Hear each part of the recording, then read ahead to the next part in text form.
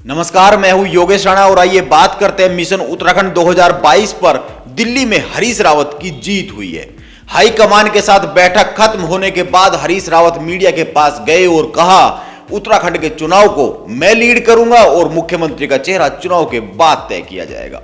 अब सवाल यह है कि हरीश रावत तो पहले से ही चुनाव को लीड कर रहे हैं, वो चुनाव कैंपेन समिति के चेयरमैन हैं और यह तो प्रीतम खेमा पहले से ही कहता रहा है कि मांग करता रहा है कि मुख्यमंत्री का चेहरा बाद में चुना जाएगा।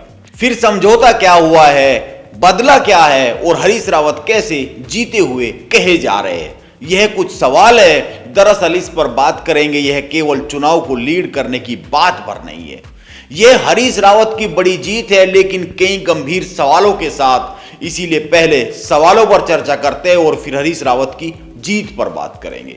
पहली बात, देहरादून के कांग्रेस प्रदेश मुख्यालय राजीव भवन में खुलेआम मारपीट हुई है। इसका वीडियो वायरल हो गया है। हरीश रावत गुट के लोगों ने पार्टी के प्रदेश महामंत्री और प्रीतम सिंह के समर्थक राजेंद्र शाह की पिटाई कर दी। राजेंद्र शाह को पीटने वाले हरीश रावत समर्थक युवकों का कहना है कि वो हरीश रावत के बारे में गलत बोल रहे थे।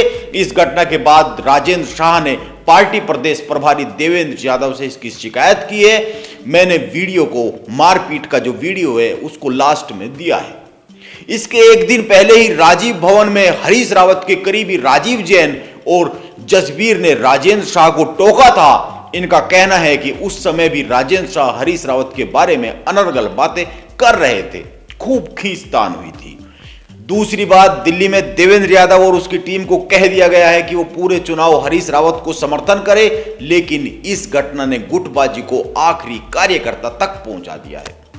अब चुनाव इतने नजदीक है कि इसको पाटना बहुत आसान नहीं होगा, यह ध्यान में रखना चाहिए। और तीसरी बात, यह बहुत ही महत्वपूर्ण बात है, बहुत सी ऐसी सीटें हैं जहां पर प्रीतम खेमे का आदमी मजबूत है, हरीश रावत खेमे का आदमी इन सीटों पर कमजोर है।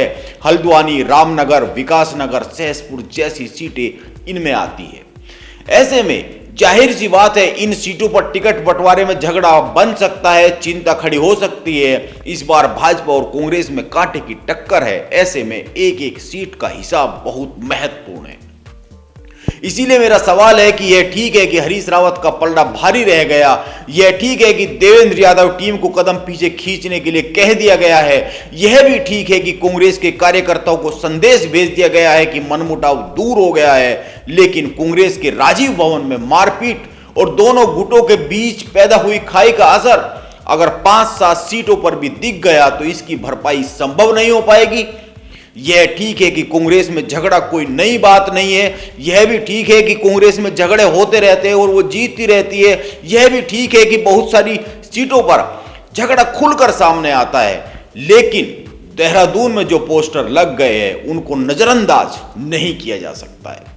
देहरादून की सड़कों पर लगे पोस्टर पर हरीश रावत और राहुल गांधी की तस्वीरें हैं और इसके साथ लिखा हुआ है, हरीश रावत का डोल चुका है ईमान, राहुल जी युवाओं के हाथ दीजिए उत्तराखंड की कमान। इस पोस्टर के नीचे जारी करने वाले का नाम उत्तराखंड कांग्रेस युवा मंच लिखा हुआ है।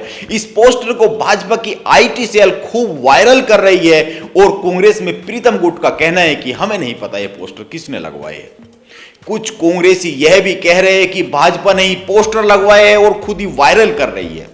अब पोस्टर किसने लगवाए हैं यह जानना जरूरी नहीं है, लेकिन इससे भी ज्यादा जरूरी इसका संदेश है जो जा रहा है। अब अंत में एक बात और जान लेते हैं, दिल्ली में जो नेता बुलाए गए उनमें किशोर उपाध्याय भी शामिल रहे। किशोर उपाध्याय ने इस बार किसी भी सीट से दावेदारी के लिए कांग्रेस में आवेदन नहीं किया है। टिहरी की 4 सीटों पर, जो टिहरी की विधानसभा की 4 सीटें हैं, उन पर 17 कांग्रेसियों ने टिकट की दावेदारी पेश की है। इनमें किशोर उपाध्याय नहीं है। किशोर उपाध्याय आवेदन तो नहीं करते हैं, लेकिन उनका मन चुनाव लड़ने का है। उनका कहना है कि पार्टी को तय करना चाहिए कि सीनियर लोगों को चुनाव लड़ाना है या नहीं लड़ाना है। अब वो समय नहीं रहा मैं टिकट के लिए लाइन में लगकर आवेदन करूं। इसे प्रेशर पॉलिटिक्स कहते हैं और प्रेशर पॉलिटिक्स करने में हरीश रावत को महारत हासिल है। लेकिन एक सवाल यह भी है कि कांग्रेस का कार्यकर्ता अपने नेताओं के इतने अलग अलग तरह के प्रेशर को कितना झेल पाएगा, यह देखना होगा। इसमें कोई दो राय नहीं है कि कांग्रेस में झगड़े बनते रहते हैं और झगड़ों के बाद भी कांग्रेस उत्तराखंड में उठ खड़ी होती है। लेकिन चुनाव कैंपेन जिस हिसाब से हरीश रावत और यहां की टीम चला रही थी, हरीश रावत के खड़े किए गए सवाल और इसके बाद पैदा हुए हालात और दिल्ली तक पहुंची हुई बात से बाधित हुई है। कुछ चीजें तो बाधित हुई है। इनको पटरी पर लाना कितना आसान होगा उस समय पर, जबकि चुनाव बहुत करीब आ गए हैं।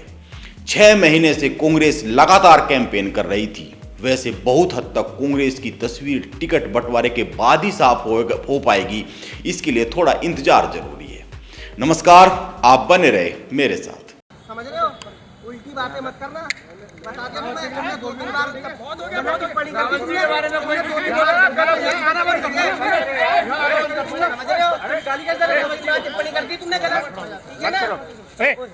अमित नहीं, अमित जी, एक बार हो गया, 2 बार हो गया, बार-बार गाली दे रहा, क्या लगता है, क्या मतलब है इसका? किसने गाली दी? अरे किसने गाली दी? क्या मतलब तुम गुंडे लाके है बुला के, मतलब गुंडे भेजेंगे रावत जी हो यार, मतलब किसने गाली दी? कौन गुंडे? गाली दी? कौन गुंडे? गाली किसने दी भाई? गाली किसने दी यार? गाली किसने दी? ये क्या बात हुई है? किसने गाली किसने दी भाई? किसने गाली दी? मतलब गाली किसने दी? मतलब इस तरह से यार कांग्रेस भवन में आके क्या हो गया यार? मतलब इस तरह की बात होती है कोई? अरे एक आदमी का नाम बता दो क्या उन्होंने गाली दिया? एक आदमी का जिसने गाली दी यार, मतलब ये